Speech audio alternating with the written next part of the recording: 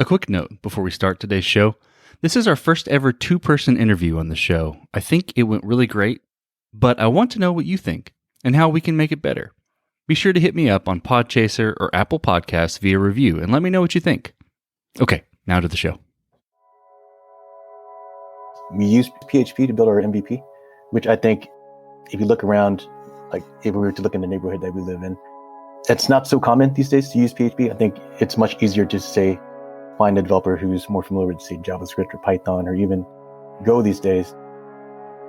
We've been live about a year at this point. And so we launched it actually around this time last year.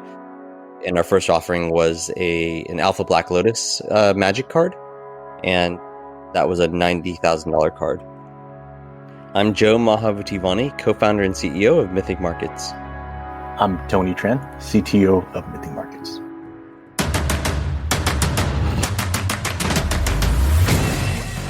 This is Code Story, a podcast bringing you interviews with tech visionaries who share in the critical moments of what it takes to change an industry and build and lead a team that has your back.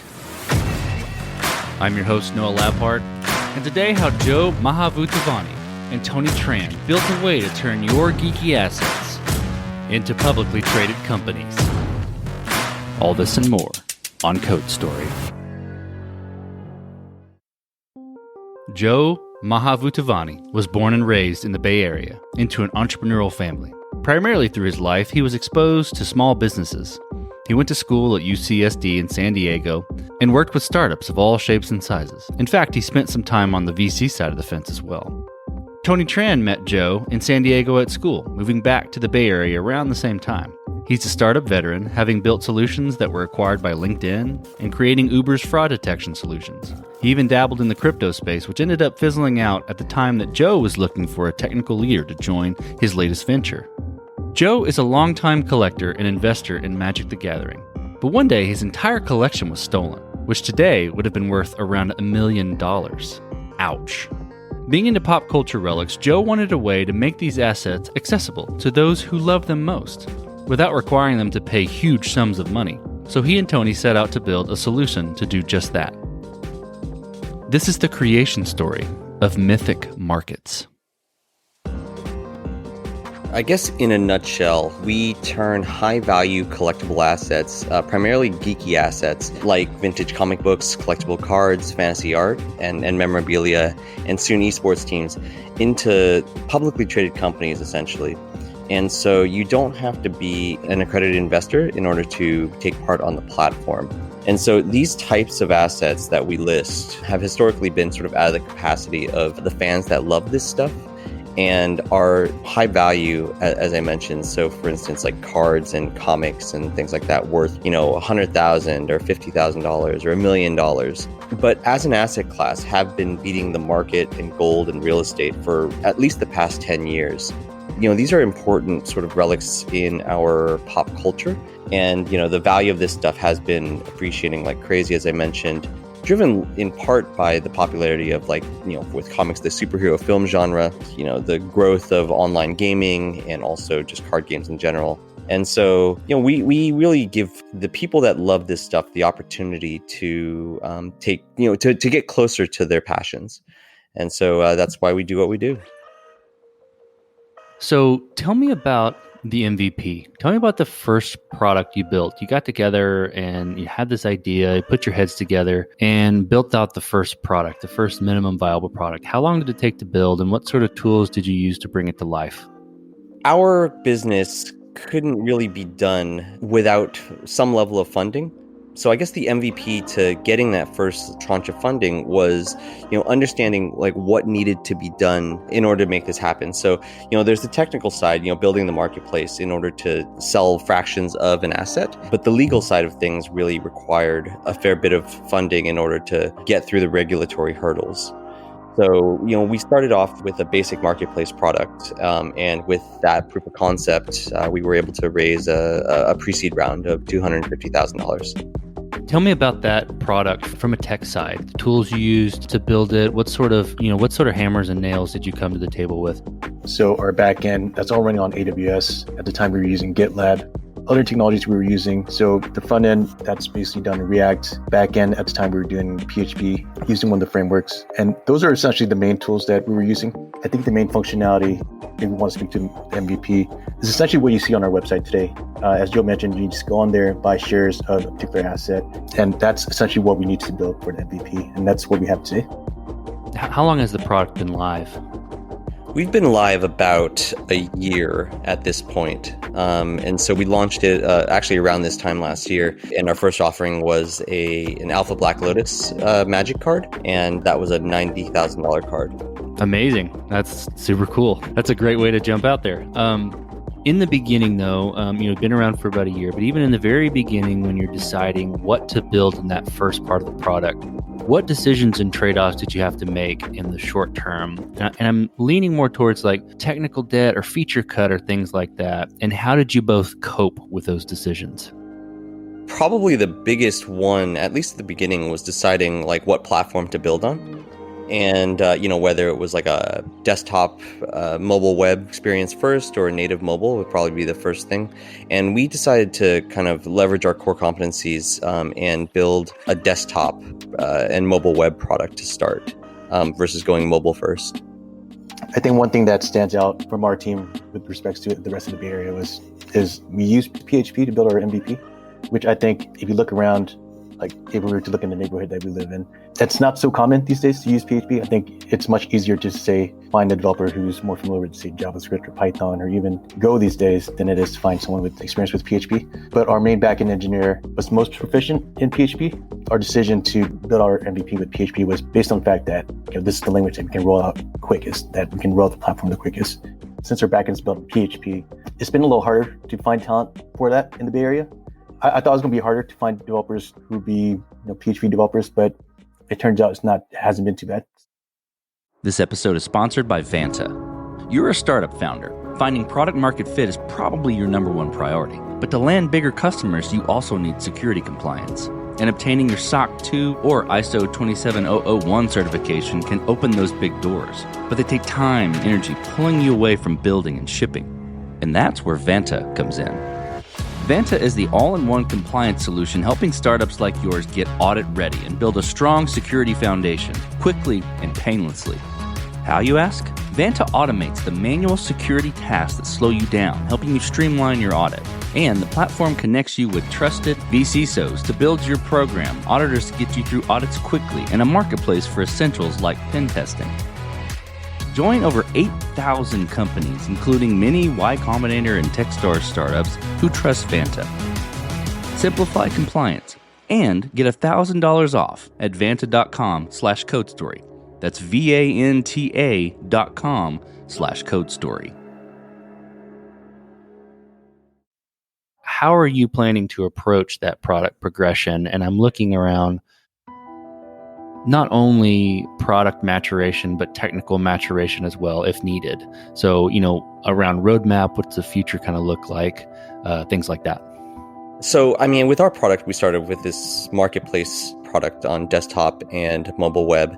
And so in our business, as it continues to evolve, as the regulatory environment continues to evolve itself, one natural progression of our business is, we're doing the primary issuances right now, so these IPOs, and the next piece of that ultimately is going to be trading related, so being able to trade those shares between individual investors. So, I think that's probably the natural next step for us in terms of our roadmap. Yeah, in terms of the technical aspect to that, the backend's the backend, front is the front end. I think the biggest hurdle that we'll have to overcome are the operational hurdles. The backend, it can scale for the next, say, year or so in terms of the expected number of users we'll have. But the operational hurdles is what will probably take up more of our time. Because we're a regulated business, we are regulated by the SEC and FINRA. So we are sort of at the behest of regulators, in getting approved and changing laws and the changing rules. So we certainly are learning quite a bit. And frankly, I think regulators are also learning quite a bit as this business and this market continues to mature. So we are growing as quickly as possible and growing with the regulators. But I would say that we do, have a lot of communication with regulators, both good and bad, I would say. How does that factor into new features? So if you want to build something, you obviously need to make sure that your product meets regulation, right? That you're operating that way. But does anything new have to go through any sort of approval process, external approval processes? Are you audited on a regular basis? Can you tell me a little bit about that? So all of the above, everything that we put out there is reviewed by, our broker-dealer partners, ultimately through FINRA, and whether it's new features or how we do things is also very important.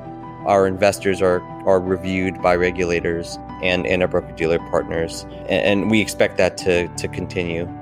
There is a definitely operational overhead that we, incur every time that we make an offering and every time we want to introduce new features. In fact, every single piece of marketing we put out has to be reviewed as well. So, okay, cool. So then, you got the regulatory environment to deal with. I hear that. As you move forward, you've talked about how you're going to progress and mature the product on the tech side and on the product side and what hurdles come into that. But how are you going to go about building your team? What are you going to look for in these people to say that's the winning horse for us to grab up and join the team?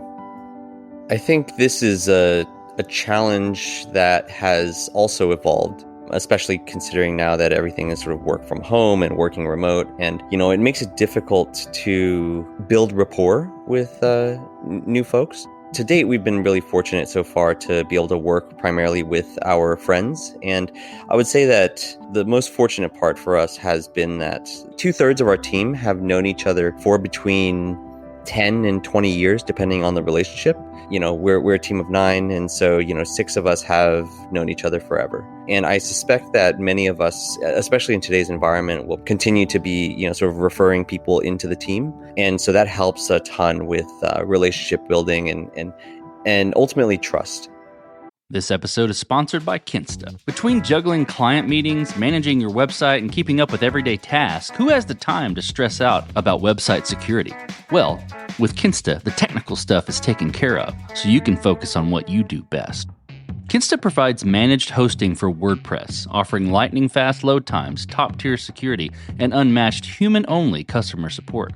Whether you're a business owner, web developer, or running a digital agency, Kinsta makes managing your website easy and efficient. Kinsta provides enterprise-grade security, being one of the few hosting providers for WordPress with SOC 2 and other certifications, guaranteeing the highest level of security for your website. Thanks to their unlimited free expert-led migrations, Kinsta ensures a smooth transition for you from other hosting providers.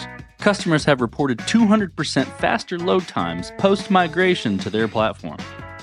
What I find cool about Kinsta is their fast and reliable customer service and premium features that are included at no extra cost. Ready to experience Kinsta's hosting for yourself? Get your first month free when you sign up at kinsta.com today. That's KINSTA.com.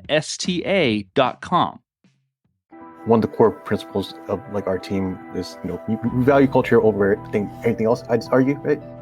But as for engineering hires, I'd say that one of our core values is moving quickly. The other core value is not being afraid to ask stupid questions, as I'd like to put it. So I think with those two principles in mind, and when we're hiring, we're looking for people who are willing to move fast. We're willing to not be afraid to look like a fool when asking questions so that they can understand what the problem is. When we're hiring on the engineering side, those are two main things that we look out for. So you're a team of 9 right now. What's the split between engineering and other, we'll say? It's about half-half, but I would say that our business is somewhat unique for a Valley business where, our operational side is, we're heavy on the operational side. Unlike most Silicon Valley startups at our current stage, they're probably not going to have like a CFO or like a general counsel and a lot of sort of legal components, whereas that's where we sort of heavily index on the operational side. So technical is definitely important as well, but I think we have an unusual skew toward regulatory and finance backgrounds. So then let's talk a little bit about scalability. So you build an MVP and typically the goal is let's build this thing and get it working. A lot of times what falls to the wayside is scalability. So how did you approach that in the beginning? Did you build it to where you're able to pull some levers and you're scaled, or is this something you're going to have to fight as you grow? I think in terms of the technical side, we can spin up new machines, spin up new instances, and they'll scale appropriately as the load increases, right? But on the operational side, we're still doing things manually on the back end in terms of processing these orders that people place, just for regulatory reasons, mainly. As we get more people, I think Joe and I are going to need to clone ourselves eventually or hire more people to help us there or to improve that process somehow. Yeah, I would echo that as well. As Tony mentioned, there is a lot that's being done sort of manually. So for instance, an investor comes in to purchase shares.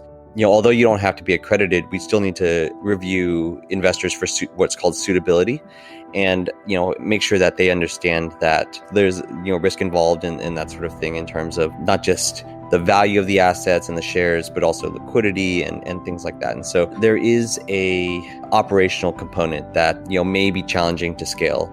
In terms of public offerings and stuff like that and acquiring assets, those are things that, I don't think we'll have too much trouble in terms of scaling, but I think it is just that operational overhead.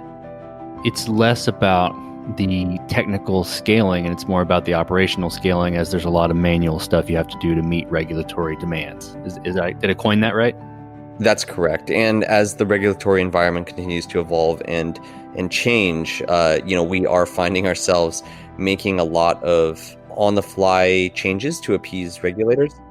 Because the rules are constantly changing, we have to continuously adapt to them. And so that certainly interrupts, some of our sprints and things like that. So as you step out on the balcony and you look across what you've built in this last year of Mythic Markets, what are you most proud of? For me personally, I think it does go back to the team. Being able to work with friends has been sort of a surprise, not like a surprising and I never thought that would happen, but it's been a real pleasure because, I think starting a startup is really, really hard. And without having the team to lean on and really trust, I think this would be, a lot less fun. And I know that we've done, for instance, we've been at a number of, expos and shows where we, show off the collection and are essentially selling and debuting our product to our customers. And so, I think these are opportunities, just great, team building opportunities and, get to know our friends in sort of a more professional way and just trusting each other. I was going to say a very similar thing, Joe, with the team. We've been friends for a while. Just having the opportunity to work with, your friends, that's really an interesting experience. Because before, with the startup I had before, there's a lot of folks I didn't know. And with most other companies I worked at, these are folks that I didn't know. But just having the opportunity to work with close friends, Joe I've known for 15 years or even more than that. And just seeing Joe evolve and grow as a leader, I thought that, first of all, I'm not sure if I told you, but I'm really proud of him. And I'm really proud to see the leader that he's transformed into. So that for me has been really rewarding. Wow. Thank you. Let's flip the script a little bit. Tell me about a mistake that you guys have made and how you and your team responded to it. Some of these things are less like mistakes, but, necessary at the time, at that point in time for our business. And so, I think optimizing for speed and expense has been something that we've just kind of had to do. We've had to do more with less, specifically around capital. Some of those decisions have led us to incur more debt than, we'd otherwise like. One thing I probably would have done was raise more money in order for us to, I think, move faster and incur less of that debt. I'm not a technical person myself, but I think even operationally, I think had we invested more or had more to invest, we would have been able to bypass some of those challenges. If you're limited on cash and you have to integrate with a particular, say, partner or service provider, if you're limited on cash, then you have to go with the service provider who best suits your needs. At the end of the day, as long as we get it done, in my opinion, that's fine. But as we move forward, hopefully we can grow with our partners as well, and hopefully there'll be improvements there. And I think that's our main goal. My philosophy is move fast and, iterate as we progress. So I think the way we've operated fits that philosophy. So I wouldn't necessarily say it's any mistakes, but it's just a part of our operating philosophy, I feel. I am curious from a technical side, what sort of third parties you're using to, say, move money, to message. From a technical side, what sort of third party stuff are you integrating with? Our full stack, I mean, just to make this go, there's all kinds of, legal partners that we have to work with. We have broker-dealer partners. We work with partners to KYC our investors, which is like know your customer, and we have to do anti-money laundering checks. We work with partners to move money. We work with other partners to, establish like wallets. We have transfer agents. There's a lot that sort of works in the background to make this go. Let's switch gears a little bit to you both individually. So who influences the way that you work? CEO, CTO, architect, really any person, could be anybody. Name a person that you look up to and why. So my parents actually, sort of were the original hustlers in my life. And so they were small business owners. They were in the restaurant business, but eventually, evolved into videotape like rentals, and were the Blockbuster of their day. Ultimately, Blockbuster came along and, beat them, but they figured out how to evolve their businesses into those next opportunities. And so they've never quit. They used to say, we work hard so you don't have to. And really always didn't want me to go into entrepreneurship. Like they, wanted me to be a doctor, lawyer, engineer. I've disappointed at least 3 times. Seeing them struggle even, and just work really, really hard doing what they had to make their business successful was something that inspired me. So that was a huge influence for me. This is something I've been thinking about for a while as well. This whole philosophy of moving fast and being uncomfortable and making mistakes. This is something I actually learned at Uber, and this is something I attribute to the CEO at the time, Travis Kalanick. One of our core principles at Uber was basically move fast and essentially, not be afraid to make mistakes. And that's why I think at the time, when you used Uber, say a couple of years ago, you'll often see the app breaking every now and then, but those breakages would be fixed relatively quickly. And so to answer your question, Noah, I say Travis Kalanick with his philosophy of how to operate, and that's who I look up to. So what does the future look like for the product and for your team? You kind of touched on it a little bit with progressing and moving forward, but let's dig into that a little more. What do you dream about when you look at the product, and what do you ultimately after? We're doing great with the primary issuances. By far the number one feature, I guess, demanded by our investors is liquidity. And so we're really excited to be building the trading platform right now. And so that's something that we expect to get done in the next quarter or so. And I think looking out further, something that's really exciting I know for me, for our team, is the opportunity to offer and invest in your favorite esports teams. And so those are opportunities that we're pursuing right now. So that's something that we hope to offer in the near future. And that's a big industry that's coming up. So that's really interesting. And it fits really well. But if you could go back to the beginning, what would you do differently, or where would you consider taking a different approach? I think, we've covered some of those things. I think some of the partners that we have been working with, I think we would have probably invested more to be able to eliminate some of the operational and technical debt. But I think beyond that, one thing that we would have definitely done was to get to know, the fandom better. And so, what I mean by that is just understand how, although we come from fandom, it's always sort of a slippery slope to use yourself as a model of the ideal user. I think we would have spent more time understanding the spectrum of the types of investors that we were targeting at the time. And so that's something that I think we would have spent a lot more time on. In terms of the technical side, Noah, I wouldn't change anything, to be honest. With our philosophy of just moving quickly and just iterating, I think no matter what start point we have, we'll iterate towards where we're currently at as quickly as possible. So I don't think we'd make any changes on the technical side, to be honest. So you're getting on a plane and you're sitting next to a young entrepreneur who has built the next big thing. They're jazzed about it. They can't wait to show it off to the world. They think it's going to be a game changer. What advice would you give to that person having gone down this road a bit? I would love for to be able to invest in that thing. That's awesome. I mean, in terms of advice, I think echoing Tony's, philosophy is just move fast, because a lot of these innovations happen all at the same time. And unless you're operating as if, someone is chasing you, trying to take it all away every single day, it's tough to be successful, because, a lot of these markets, it is winner take all. Or winner takes most. I would just encourage them to, stay on the gas, But, with that said, I will also say that mentality, especially, here in the Bay Area, historically has been a little pernicious in some ways. It is what makes the Bay Area, technical scene successful, but at the same time, I wouldn't call it healthy necessarily. Well, that's good advice. Well, thanks, guys. I appreciate you being on the show today, and thank you for telling the product creation story of Mythic Markets. Thank you for having us. Thank you for having us, Noah. And this concludes another chapter of Code Story. Code Story is hosted and produced by Noah Labhart. Be sure to subscribe on Apple Podcasts, Spotify, or the podcasting app of your choice. Support the show on patreon.com/codestory for just $5 to $10 a month. And when you get a chance, leave us a review. Both things help us out tremendously. And thanks again for listening.